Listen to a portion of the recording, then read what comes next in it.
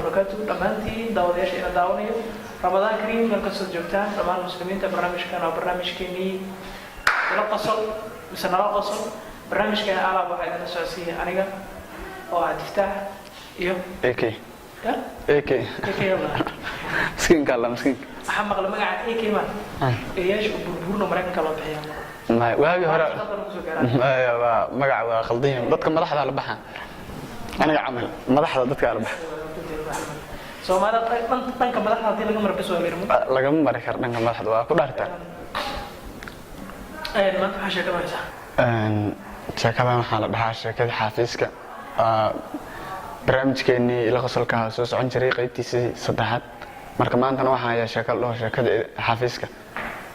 sheekadana waxay ku bilaabanaysaa sidatan macallina wuxuu u imaaday ardo inuu cashar u dhigo wuxuu soo dhexgalay galaaskii asoo cashar ka qoraya ardada qaar kamid waxay arkeen macallinka jinyeerkiisoo furan jinyeerka suulkiisa dhanaa furan ardadii say u qosqoslaayeen macallinka waxay damceen inay u sheegaan wayna ka cabsanayaan marka midaa soo boodo wuxuu dhacay macallin xafiiska wuu furan yahay xafiiska waa furan yahay jinyeerkadaa furanna ka wadaa macallinku wuu baxay xafiiskii tagay wuxuu arkay xafiiskii xiran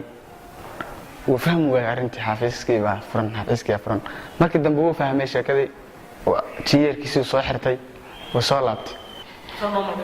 sugo caadi ah sheekadii fahmay marka galaaska markuu soo dhexgalo wuxuu rabaa ardada inuu wax weydiiyo wax ka hubsado markaas wuxuu dhahaa xafiiska markuu furnaa maamulaha ma taagnaa maamulaha ma taagnaa uu dhahaa mise waa jiifuu dhahaa sheekada saasay u dhacaysa